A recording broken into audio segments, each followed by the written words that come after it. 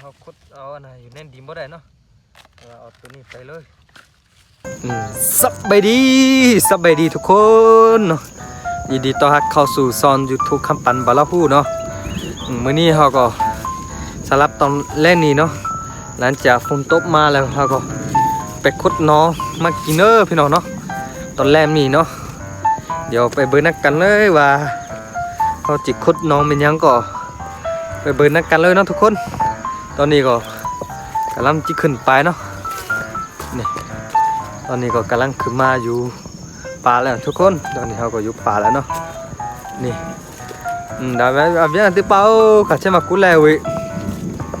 atoli mesa ducha mesa kho ta due tue mele nalu na to ne ma si ngokang ole jiluk ke bay bênเลยตอนนี้ก็มาอยู่กันนะอยู่สวนยาของเขานะทุกคนนี่ถึงมาแล้วเขาจะขึ้นไปคดนี่ป้าอยู่สวนยาเขาป้าถูกเนาะเขาก็มีเบนี่ก็สินดีแหละทุกคนเขาบ่มีเลยนะ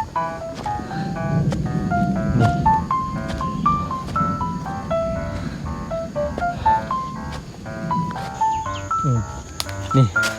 เขาจะมาคดอยู่นี่เบอร์น้อยน้องมันออกแล้วบอทุกคนเจ้าน้องมันยังนอนนี่วัดซอนวาวเลยทุกคนนี่ออกไผ่ตัวนี้เนาะบุ้งว่าตอนนี้มันจะออกหรือบ่ออกมาลุ้นกันเนาะทุกคนนี่เดี๋ยวโอเคเขาไปลองขุดเบิ่งเลยใช่ตอนนี้ก็เขาจะมาลองขุดอยู่นี่เบิ่งเนาะทุกคนนอนบุ้งว่ามันออกหรือบ่ออกเนาะ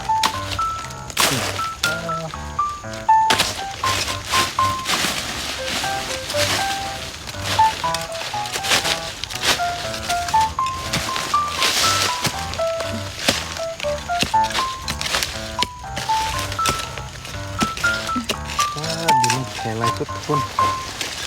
ขุดได้หรือบ่ได้เนาะ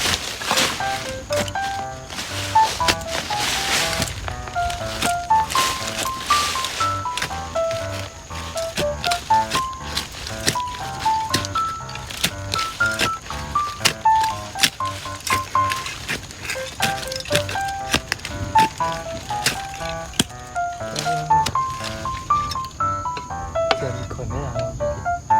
เอานี่ก็ติดกับตรงขุดดินดิ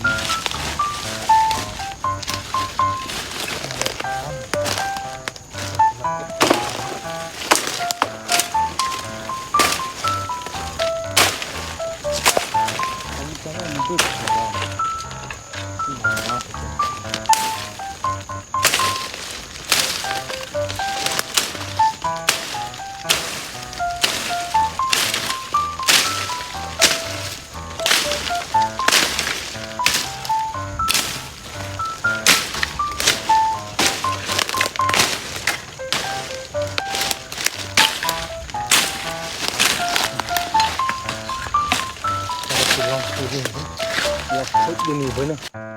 ของกินแล้วนั่นแกก็บ่อ่อนเนาะอ่อนอยู่เนาะทุกคนอันนี้ของกินแล้วนั่นนอนหมายถึงแกงก็บ่อ่อนเอาก็แต่เย็นๆเนาะอันนี้ขุดบ่ได้เด้อทุกคนโอ้ก็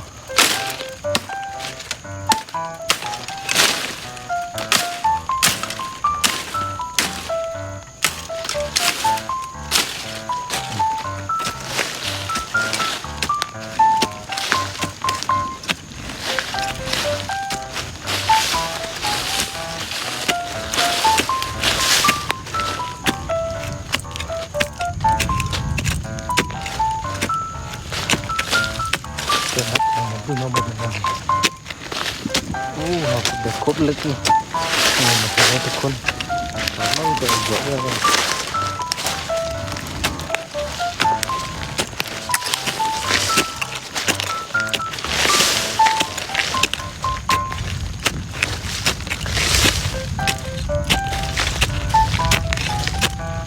เ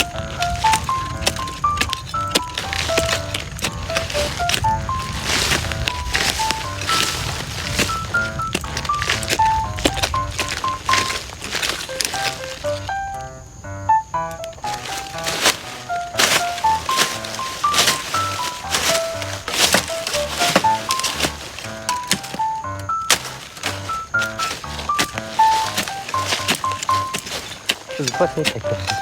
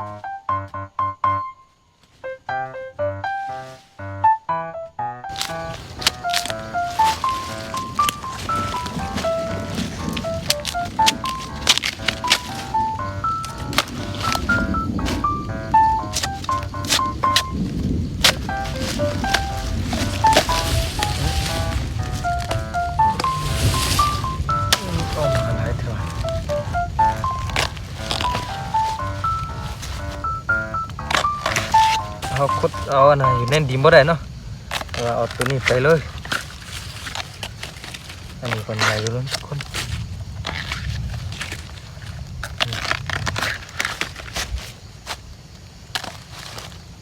เจ้านะ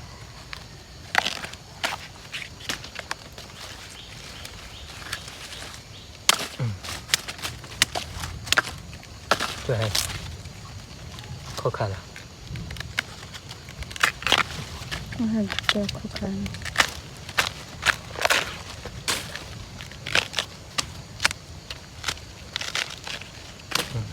ไปแล้ว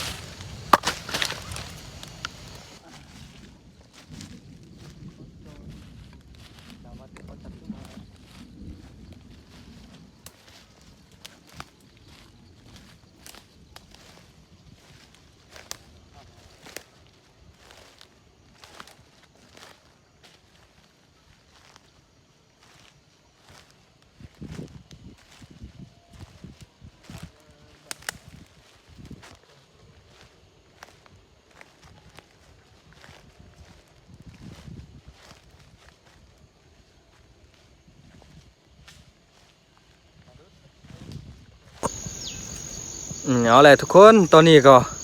เราก็สิกลับบางแล้วเนาะทุกคนสิกลับเฮียแล้วตอนนี้ก็ไก่จิกค่ำแล้วเนาะ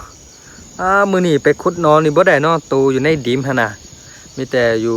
ตูซุ่มๆนั่นนะได้นะทุกคนเฮาขุดเอาแต่ว่าเฮาจิขุดเอาอยู่ในดินเนาะแต่ว่ามันบ่ออกเทื่อทุกคนแต่ว่าขึ้นไปอยู่เทื่อนี่มัน2-3หาเนาะมันใหญ่ขึ้นมาเนาะสูงขึ้นมาแล้วเนาะทุกคนก็เลยว่าเอาต้นตัดต้นนั้นแล้วก็มาเลยทุกคนมีแต่สัญญาทุกคนเคียเฮาก็จบเพียงแต่เท่านี้เนาะเอาไว้คิดหน้าเนาะคิดหน้าเราจะพาทุกคนมาขุดอีกเทื่อนึงเนาะทุกคนโอเคทุกคนลาท่านผู้ชมไปก่อน